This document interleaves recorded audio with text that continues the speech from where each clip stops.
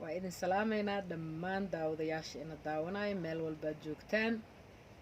kuwa maalin ay u tahay waxaan leenahay maalin wanaagsan kuwa habeen u tahay waxaan leenahay habeen wanaagsan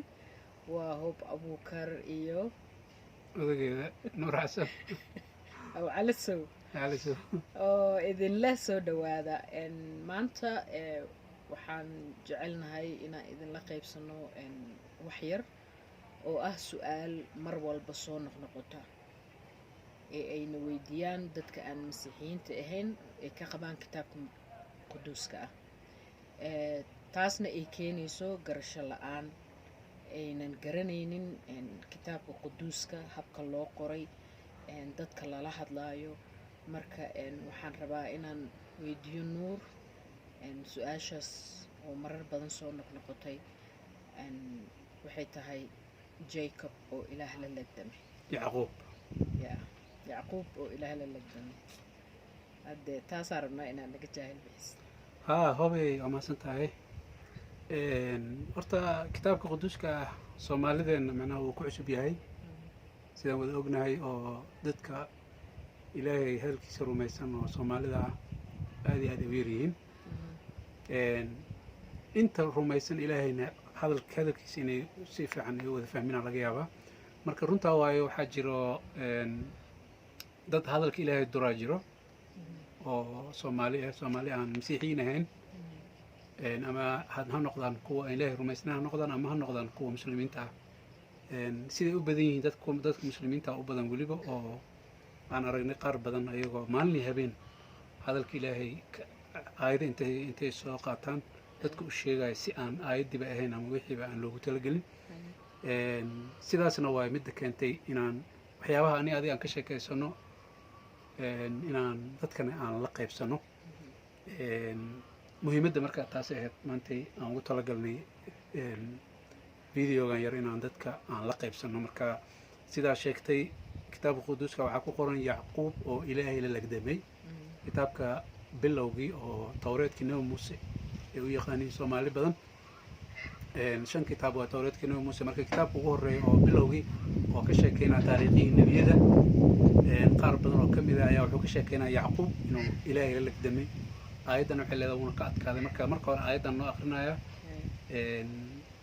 kadib aan asla faahfaahinaa wixii aad ku tariikhtiina noogu daraaday waxaan u malaynayaa horta dhibaatada waxay ka timid dad badan oonan fahansanayn concept of Somali macnaha concept yani aragtida oo Bible-ka ma ay fahansano ya waxa oo loo dan leeyahay waxa loogu talagalay siduu Ilaahay ula hadlay dadkiisa marka annaga kuma fasiran karno aragtida annaga Ilaah ka qabno for example diinta aan ku soo kornay aragti ayay Ilaah ka qabtaa sibay Ilaah u arkaan sibay u fasiraan soo aragtidaas inaan soo qaadano kuma tabaqi karno ama kuma salayn karno inaan Bible-kana u fasirno marka hadda marka aad fasiraysid waa sida ay tahay dad badan haddii ay ka soo dhex baxsadaan aayad qalad ayay u fasiri karaan laakiin waa aayadda inay ku dhex jirto hadday sheeko tahay waa sheekada inay ku dhex jirto si loo fahmo ulajeedada aayadaas marka runtaa waayo horta waa kitaabka quduuska ah oo hadalka Ilaahay dadku guud ahaan waxay u qaybsamaan labo aragtideeda aniga dadka laba qeyb u qaybsamaan qofna waxa waaye hadalka Ilaahay ayuu macnaha isku fiiriyaa asaga qofna indhihiisa wuxuu ku fiiriyaa hadalka Ilaahay macnaha anaga marka waxa waaye hadalka Ilaahay ma waxaan ku fiirinaynaa sida uu yahay ma u fiirinaynaa mase waxaan ku fiirinaynaa ama waa aragnimadan ama sida anaga macnaha ayna la tahay marka hore waxaan rabaa inaan aayadahaas aqrino kitaabka quduuskana sida caadiga ah asaga isfasiro kitaabka quduuska aayad meel uu Ilaahay ku sheegay waxa laga yaabaa dhowr boqol oo sano kadib inuu nabi kale aayadda fasirkeeda ugu sheego mid kale oo aan rabo inaan ku daro intaadan aqrino waxay tahay waxaa jiro wax la dhaho figure of speech hadallada qaarkood Soomaalida waa qabnaa maamaayo iyo tusaalooyin sarbeebo aad midaa sheegi jirtay yaa ka helaa waxay tahay ha hadal waxaa jira tusaale ahaan marka oo maamahadan oo kale hadda oo hashumaankiiga gada ima masaar bay liqdoo kale haddaan ku dhaho sidaa sheegaysa runtaa waa Soomaaliya waxaa lagu yaqaanaa Soomaalida waxaa lagu yaqaanaa waxaa la dhahaa dadkii xigmadda waaye ama maamahayada iyo gabayada iyo loogu tagayay way og yihiin wax marka oo gabay ula jeedo wax sarbeeb ee macnaha hadal uu ka hadlaya inay hadalkiisa sidii ahayn tusaale ahaan hadda sidaa sheegtay waxaan hadda kuu sheegay aayadda hashumaankiiga gada ima masaar bay liqdo waa maamadaas sida ay tahay marka haddii aan dhaho hashumaankayga siday u gadaysaa oo masaar ay u laqaysaa haddaan sidii aan tahay aan u qaato laakiin qof walba oo markii loo sheegay hashumaankayga gada ima masaar bay liqdo wuu fahmayaa inay tahay wax aan la fahamsanayn oo la rabo in la fahmo ya way ka buuxaan biblekana way ka buuxaan because waqtigaas cultureka jiray dadkii noolaa habdhaqankoodii oo ilaahay kula hadlayay siduu ilaah kula hadlayay aad iyo aad marka su-aashaada ku dhiibay marka waxa waaye waxaan hobay intaan u gelin hataa aan gudaha usii gelin waxyaabaha la yaab kale waxaa ka mid a dad muslimiin oo wadaade ay weydiiyaan aniga aayaddan muddo ay weydiinayeen waa u sheegaya markay gooni iisoo weydiiyaan marka nin baa xasuustaa habeenintii soo wuxuu yidhi ilaahay oo laga adkaaday oo tabarta lahayn oo saasa camal marka waxaan ku iri adiga macnaha maxaa aaminsantahay diina haystaa Soomaaliya ama qof diin laaba tahay mayu dhahay soo muslimna taa marka waxaan dhahay kitaabka quraanka waxaa kugu qoran aan dhahay ilaahay inuu deyn ku weydiistay oo leeyahay yaa diin ama hina u gudaa marka haddaan ku ka warnaa dhahay ilaah wax la deeminayo miskiin oo waxba haysan wax sax marka ay dhinacaas joogto laakiin asaga uu fasir u haystaa Soomaa marka waxba u sameysanayaa ama tusaale ahaan kitaabka quraanka kale umul kitaab la dhahay haddaan dhaho ilaahay naag miyaa lana hadalkiisa naaga ku hadlay macnaha haddaan dhaho macnaha laakiin ma laga wado Soomaa wixii taas hawada kutubada inkastoo day ahayn oo kitaabka quduska ku laakiin macnaha sidee taa markaan ugu sheegno dadka marka waxaa la rabaa in waxaa ilaahay marka wuxuu ula hadlaya dadka si ayaga wax fahmayaan sida annaga aan hadda rabno inaan ula hadalno saas waaye oo ilaahay uu noogu talagalay inaan ereygiisa dadka rabaa ilaahay uu rabo inuu badbaadiyo si aan qalbiga looga xadin inaan ereygiisa u fasirno marka koo waxaan ka soo qaadanaynaa marka Yacquub sidaan la socono mataanu lahaa wiil walaalkiisa oo Ceesoo la yiraahdo lahaa mataane oo markii uu dhalanayay Yacquub ciribtu ku dhagay kitaabku ku qoran tahay taariikhdaas waxaa ka akhrisan kartaan kitaabka quduuska kitaabka bilowgii laakiin hadda marka meesha aan rabno inaan dul istaagno waxaa waaye Yacquub walaalkiisa ayuu ka cararay sida qisada ku qoran uu ka cararay dhul kaloo tegay reebtiyaashiisa dhul ay leeyihiin oo tegay meeshii wuxuu kasoo guursaday laba naag taasna waxay sal u leedahay oo mar kale aan ka hadli doonaa dhaqamada markaas dhaqanka oo ay juushka lahaayeen dhaxalka inuu lahaa wiilka weyn inuu curadka ahaa curadnimada Yacquubna uusan ahayn curad inuu khiyaanay wiilkiis khiyaanay sheekadaas way dheer tahay walaalkiis inuu khiyaanay inuu ka cararay markii dambe hooyadiis ay tiri ka carar walaalka walaalkiis asaga cabsi uu ka qabo dhul kale u tagay marka naagu ka doontay reebtiyaashiis asagina waa la khiyaanay Soomaali waxay dhahan moogtahay oo waxa way sansan ku guday dhahan ilaahayna saas uu qaba saxan ku gud ilaahayna waxa way qof walba wixii uu galabsaday macnaha kitaabka quduuska waxa ku qoran uu la kulmaaya laakiin ilaahay mar walba uu nacafiyaa marka uu dhulka kala tagay uu la khiyaanay gabadhii la siinay maahan gabar kale la siiyay haddana gabadhii kale la siiyay adiga 14 sano oo abtigiis u shaqeynay adiga markii dambe xoolo badan iyo ilmihii markuu dhalay reer bani Israa'iil Yacquub marka waa Israa'iil reer bani Israa'iil dadkii ilaahay awowgood waay Israa'iil markii uu ka soo noqday Yacquub dhulkaas uu ka soo noqday asagoo 12 wiil wato inta uusan wiilka kale ugu dambeeyay u dhalin ahayd 12 wiil asagoo wato xoolo badan wato oo adoomo wato dad oo u shaqaale wato iyo xoolo tiro badan oo dhaqaalaysan uu soo laabtay marka wuxuu u soo laabtay wadankiisa markuu u soo laabtay walaalkiisa inuu maartay uu careysan uu ogaay waatuu kala qaybiyay xoolihii kala qaybiyay wuu cabsaday marka meel markuu ku haray marka qisadan waxa yara nooga aqrinayaa kitaabka bilowgii cutubka 32 aayadda waxaan ka bilaabaynaa 9 ilaa 12 aayadda 9 ilaa 12 ayaan noo aqrinayaa waxay leedahay Yacquubna wuxuu yiri marka Yacquub markaan uu soo laabtay wuu cabsanayay marka cabsi zaa'id ahaysay meeluu marka kaligiis tagay ilaahu baryay marka ducadiisa noo aqrinayaa waxa yiri Yacquubna wuxuu yidhi awowgay ilaa ibraahim ilaahiisiyow aabbahay isxaaq ilaahiisiyow ku noqo dalkaagii iyo xigaalkaagii oo anna wanaag baan kuu samayn doonaa rabbigii igu yidhiyow ma aan istaahila waxa ugu wada yar ee ka mida naxariistaada iyo daacadnimadaada ee aad addoonkaaga tustay waayo ushaydaan kaga soo gudbay webigan urdun haatanna waxaan noqday 2 kooxood waan ku baryayaa iga samata bixi gacanta walaalkay ee ah gacanta ceesow waayo isagaan ka baqayaa waaba intaasoo uu yimaadaa oo dilaa aniga iyo hooyooyinka iyo carruurta la socotaba waxaad igu tiri hubaal wanaag baan kuu samayn doonaa farcankaagana waxaan ka dhigi doonaa sida camuudda badda taas oo aan la tirin karin farabadnaan aawadeed yacquub markaan ilaahay ayuu baryaayey wuxuu ka baryaayay ilaahay uu ka magangelayay walaalkiis ceesow inuusan dilin markaana ceesow wadankii ku soo noqday markaana ceesow waa loo sheegay fariinuu u diray wuxuu dhahay daduu u diray shaqaale u ahay markaasuu u sheegay wuxuu dhahay usii sheega walaalkii inaan soo socdo walaalkiisu 400 oo nin wato ciidan ka soo hor imaanaya waa loo sheegay marka waxaa la yidhi walaalkaa 400 oo ciidan asagoo wato imaanaya wuu cabsanaya aad u cabsanaya marka cabsidaasoo marka ilaahay uu ka magan gelayay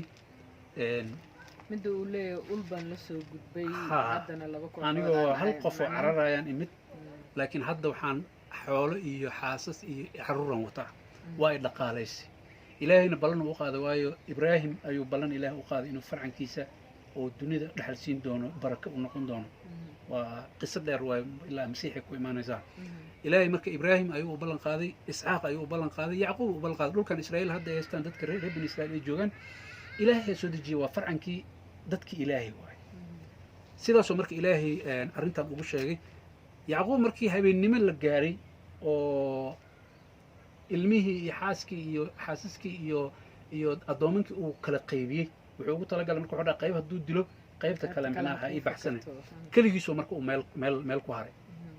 asagoo keligiis marka meel joogaa nin ka soo horbaxa qof habeennimo marka dad waxay dhahaan okay weydii fasiraadda soomaaliga waxay leedahay nin laakiin waxa waaye u eg likeness of man qof nin bibleka leeyahay kulley malagu ahaa marka gadaalan ka arki doonaa wax sida nin oo kale qof nin ugu yimid marka dadka qaarkood waxay dhahaan dee wuxuu u malaynayay walaalkiisa uu ka cabsanaya ceesow marka isla markii dagaalaa meesha ka dhacay markuu ninka cabsanaya wuxuu dhahay ninka iska cel walaalkiisa raadinayo uu ninkan ka cabsanaya calaa ayt xaal kitaabka marka isla cutubkaas 32 aayadda 24 ilaa 28 24 ilaa 30 aan aqrinayo meesha lagdanka ku saabsan oo dad badan ee la rakafaareen waa wareey ilaahay laga adkaade ilaa haddana ay dhahaan marka aayadda 24 waxay leedahay markaasuu yacquub keligii saaray nin baana la legdamayay isaga ilaa markii waagu baryay oo markuu arkay inuusan ka adkaanayn ayuu taabtay godkii bawdadiisa bawdadii yacquubna way murkacatay intuu la legdamayey isagii markaasuu yidhi isii daa maxaa yeelay waagii waa baryayaa isna wuxuu yidhi ku sii daan maayo inaad ibarakadaysid mooyaane markaasuu ku yidhi isagii magacaa isna wuxuu yidhi yacquub markaasuu ku yidhi magacaaga hadda kadib lama odhan doono yacquub waase israa'iil waayo ilaah iyo dadba waad la dagaalantay waadna ka adkaatay fahmaysaa magacaaga lama oran doono yacquub laakiin waxaa la oran doonaa israa'iil waa magacaan israa'iil meeshuu ka yimid israa'iilna fasiraadda baibalada kale maxay ku sheegayaan israa'iil maxay ku sheegayaan amiir maca allah yacquubna waxaa waaye fasirkiisa khiyaanoole marka ninkan wuxuu walaalkiisoo khiyaanay wuu cararay soo noqodkii malaa'igta ilaahay oo meeshan uu kula kulmay laakiin malaa'igta ilaahay mar walba maxay wadataa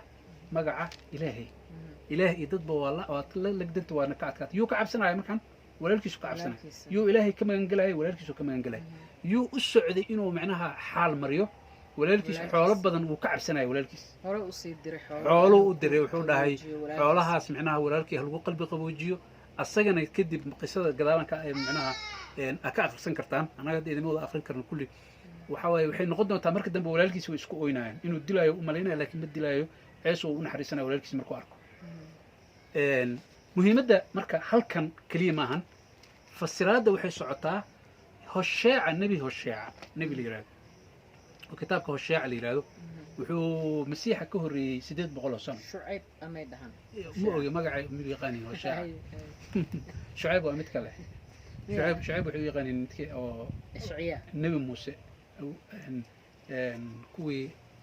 waxaa la reer midyan midyan nabi muuse sodogiisii shucayb dhahanay malena ka soco hadda hosheeca marka nebi hosheeca masiixa 800 sano ku horeeyey muusena dee wuxuu kasii horeeyey 800 oo kale oo hosheeca ka horeeyey waqti badan u dhaxaysay muuse iyo hosheeca nebi hosheeca kadib ayuu ilaahay waxay uu nebi u soo dejiyey waa kitaabka quduuska qoran yahay kitaabka hosheeca la yiraahdaa ayaan kaga soo qaadanaynaa aayad isla arintaas ka hadlayso qofkaas oo nebi yacquub uu la lagdamaayay inuu ahaa malag ilaahay inuu ahaa laakiin magaca ilaahay dad buu la dagaalantay waana ka adkaatay allah wuxuu uga adkaaday maxay tahay sidoo uga adkaaday waxaan kaga akrinaynaa kitaabka hosheeca cutubka 12 aayadda 2 aayadda 3 ayaa waxay leedahay yacquub markuu uurka ku jiray walaalkiis buu ciribta ku dhigay yacquub iyo walaalkiis waxay ahaayeen sidaan sheegnay mataanay ahaayeen laakiin uurka markuu ku jiray walaaltii ciribta uu ku dhigay oo markuu nin noqdayna ilaah buu la dagaalamay oo wuxuu la dagaalamay malaa'igtii wuuna ka adkaaday wuuna ooyey oo bariyey wuxuu isagii ka helay baytel oo halkaasuu inagula hadlay rabbigu waa ilaaha ciidamada rabbigu waa magaciisa lagu xasuusto haddaba sidaas daraaddeed ilaahaaga u soo jeeso oo naxariista iyo garsooridda xaji oo had iyo goorba ilaahaaga sug halkan maxaa ka cad qofkaas ula lagdamaayuu ahaa malaa'igu ahaa muxuu uga adkaaday wuu ooyey oo baryootamay ilaahay marka muxuu leeyahay dad iyo ilaahba waa ka adkaatay waayo walaalkiisna wuu baryi doonaa ilaahayna wuu baryi ilaahay marka wuxuu leeyahay waxaa igaga adkaatay yacquub nin macnaha marka dabeecaddiisa la fiiriyo qof oo dhaqan fiican ma ahayn laakiin saasay tahay wuxuu ahaa qof ilaahay u jilcan yacquub wuxuu ahaa qof ilaahay isku hosiisay sidii daawud oo ahaa daawud oo kale boqor daawud nin wuxuu ahaa hal adag oo dembiye badan sameeyay laakiin ilaahay qalbigiisa wuu la jiray ilaahay wuxuu kitaab quduus ku sheegaa daawud inuu qalbigiisa la jiray waayo daawud ilaahay ayuu iska hosaysiinay sida kitaabka quduuska noo sheegaa ilaahay wuxuu dhahaa kuwa is hosaysiiyo waan sarraysiin doonaa ya hadda middan macnaha ugu weyn oo ku jirto waxay ahayd wuu la dagaalamay ama wuu la legdamay dagaalamay kuma taalo legdamay waayo legdamaya ku taalo legdamayna macnaha waxa waaye laba qof oo isla